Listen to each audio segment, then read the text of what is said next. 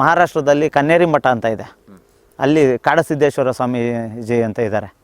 ಅವರು ಅಷ್ಟೇ ಸಹ, ಅವರಂಥವ್ರು ಭೂಮಿ ಮೇಲೆ ಹುಟ್ಟುಬಿಟ್ರೆ ಅವ್ರ ಥರ ಎಲ್ಲರೂ ಸ್ವಾಮೀಜಿಗಳಾಗ್ಬಿಟ್ರೆ ಬೇರೆ ಈ ನಮ್ಮ ರಾಜಕೀಯದವ್ರು ಏನೂ ಮಾಡೋಕ್ಕಾಗಲ್ಲ. ಅವ್ರು ನೋಡಿ ಕಲಿಯೋದು ಜಾಸ್ತಿ ಇದೆ.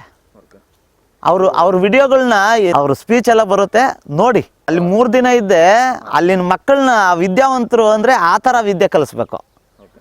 ಅವ್ರು 12 ವರ್ಷ ಮಾಡ್ಕೊತಾರೆ, ಅವ್ರ ಎಲ್ಲ ಥರದ್ದು ವಿದ್ಯೆಗಳು ಕಲಿಸ್ಕೊಡ್ತಾರೆ. ಯುದ್ಧ ಮಾಡೋ ಅಂಥ ಕಲೆಗಳೆಲ್ಲ ಅವ್ರ ಹತ್ರ ಇದೆ. ಹಿಂದೆ ಯುದ್ಧ ಮಾಡ್ತಾಯಿದ್ರಲ್ಲ ಆ ಕಲೆಗಳು, ಹಿಂದಿಂದ ಮಹಾಭಾರತ ರಾಮಾಯಣ ಏನಿತ್ತು ಆ ಲೆಕ್ಕದಲ್ಲಿ ಬೆಳೆಸ್ತಾ ಇದ್ದಾರೆ ಮಕ್ಕಳನ್ನ. ಆ ಥರ ನಮಗೆ ಇದು ಅವಕ್ಕೆ ಗೊತ್ತಾಗ್ಬಿಟ್ಟಿದ್ದಿದ್ರೆ ನನ್ನ ಮಗನ್ನ ಅಂಥೊತ್ತಾಗೆ ಓದಿಸ್ತಾ ಇದ್ದೆ. ಇದೆಲ್ಲ ಬೇಕಿಲ್ಲ ಸರ್, ಈ ವಿದ್ಯೆ ಅವಶ್ಯಕತೆ ಇಲ್ಲ ನಮಗೆ. ಇದೆಲ್ಲ ನಮ್ಮ ಹಾಳು ಮಾಡೋಕ್ಕಷ್ಟೇ ಇದು ವಿದ್ಯೆ.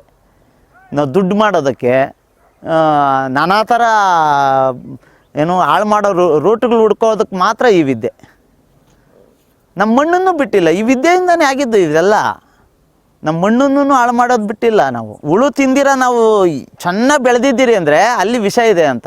ನಾಟಿ ಹಸು ಗಂಜಲ ಇದೆಯಲ್ಲ, ಒಂದು 200 ಲೀಟ್ರಿಗೆ ಒಂದು 20 ಲೀಟ್ರ್ ಗಂಜಲ ಹಾಕ್ಕೊಂಡು, ಇದು ಫುಕುವೋಕ ಮೆಥಡು. ಇಲ್ಲಿವರೆಗೂ ಹಣ್ಣಿನ ಗಿಡಗಳಿಗೇನು ಗೊಬ್ಬರ ಕೊಟ್ಟಿಲ್ಲ, ಏನೂ ಇಲ್ಲ.